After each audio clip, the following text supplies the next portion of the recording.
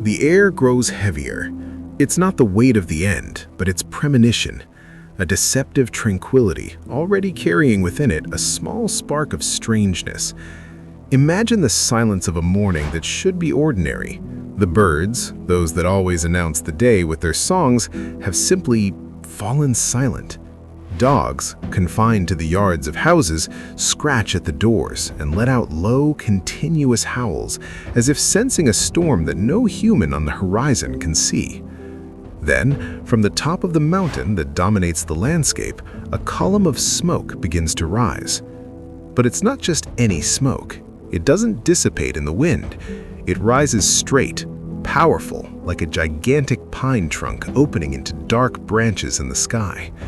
For the inhabitants of Pompeii and Herculaneum, accustomed to the sleeping silhouette of Vesuvius covered in vineyards and vegetation, that sight was a mistake in nature. It was as if the earth itself had begun to breathe fire. From above, ashes begin to fall. At first, they are so light and sparse that they look like wisps of burnt wool or the first drops of a fine rain that will soon pass. Someone reaches out, curious.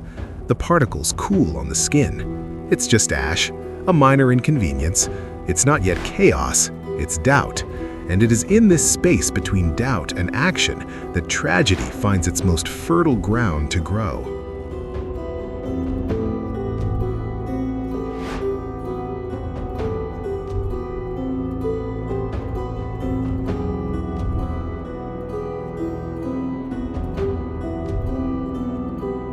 On the other side of the bay, in the bustling city of Misenum, the Roman fleet is anchored. Aboard one of the ships, a remarkable woman, whose name history has not preserved, but whose keen observational skills would change everything, points towards the horizon. Beside her is her uncle, Pliny the Elder, commander of the fleet and one of the most curious men of his time. A naturalist, a compiler of knowledge, a man who dedicated his life to understanding the phenomena of the world. For Pliny, the phenomenon before him is a spectacle too grand to ignore. His niece, later in a letter to the historian Tacitus, would describe the scene. The cloud rose above the mountain like a gigantic parasol, its base dark and solid, its top opening into multiple arms of white and gray smoke. The image that will remain in history is that of a stone pine, a Mediterranean tree transposed into the sky on a colossal scale. Pliny, marveling, orders a boat to be prepared so he can observe it up close. Science for him was a calling. Meanwhile, in the cities at the foot of the monster, the reaction is different. The column grows, thickens, and people stop. In the forums, business conversations cease. In the baths, bodies immersed in the warm water turn their faces upwards. Some marvel at the terrifying beauty of nature. Others, the older ones, perhaps those who remember the great earthquake of 17 years before, feel a chill down their spines. They pray. They murmur prayers to the gods, offer small domestic sacrifices.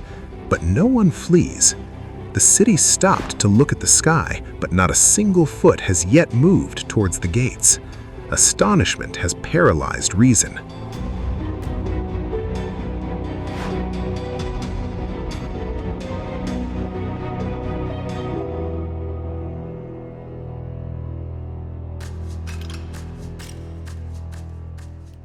Then, a new sound is heard. It's not the roar of the mountain, which still echoes muffled. It's a drier sound, closer, a crack, then another. Small white fragments, like ice pellets, begin to fall onto the tiled roofs. It's pumice, light, porous, but relentless. At first, they are the size of chickpeas. The children run to gather them, playing with the novelty. But in minutes, the size increases. Now they're like nuts, hitting the slabs with a dull, unsettling sound. In a bakery carved into the rock, the oven is hot. The baker, a man named Terence, whose face will forever be etched in the void left by his body in the ash, looks at the ceiling. The wooden beams groan with the increasing weight. He hesitates. Closing the doors meant losing the daily bread, the family's livelihood, perhaps even his clientele. Continuing to sell meant ignoring the danger that was literally knocking at his door. He decides to stay. He sweeps the stones to the side of the door and continues kneading the bread. Routine is a shield against fear. A little further on, at the house of a rich wine merchant, the tension is different. The owner, a man who built his life on the solidity of his amphoras, inspects the courtyard. The house gods, the Lares, are on their small altar. Abandoning them would be an affront. Abandoning his house, his patrimony, would be ruin. He decides to stay.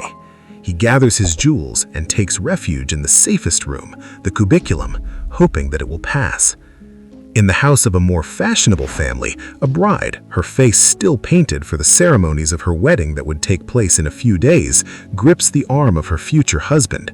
The fear in her eyes is clear, liquid. She wants to escape. He wants to run to the port, to the fields, anywhere away from that relentless rain. The groom, uncertain, looks at his father-in-law, who shakes his head. It's just a hailstorm. The worst is over. The first decisions are being made, and they are dividing the city between those who will live and those who will be left behind forever in that instant.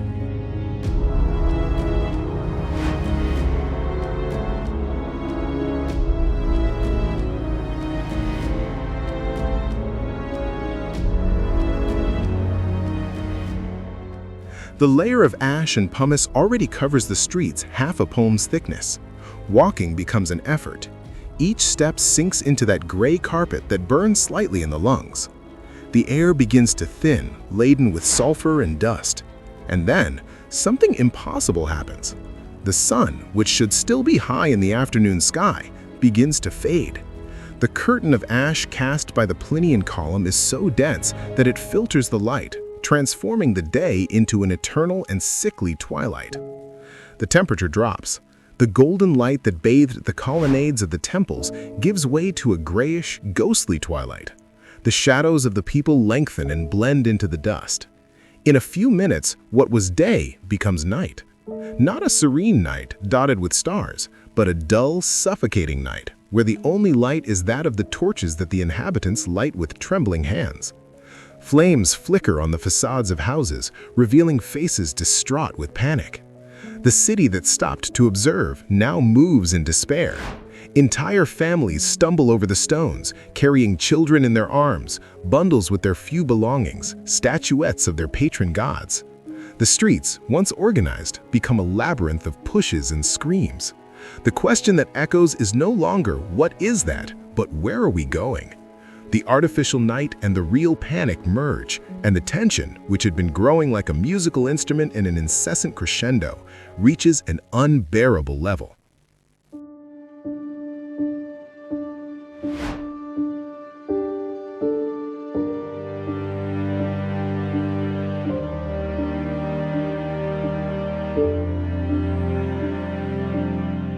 Suddenly, it's no longer the sound of falling stones or screams that dominates the soundscape. It's a roar, a thunder that doesn't come from the sky, but from the bowels of the earth. A deep, guttural sound that makes the ground tremble and bones vibrate within the flesh. Vesuvius isn't just spewing ash, it's breaking apart from within.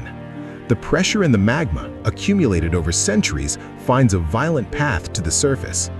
The colossal column of smoke that rose like a pine tree undergoes a brutal metamorphosis. An underground explosion propels it even higher, with multiplied fury.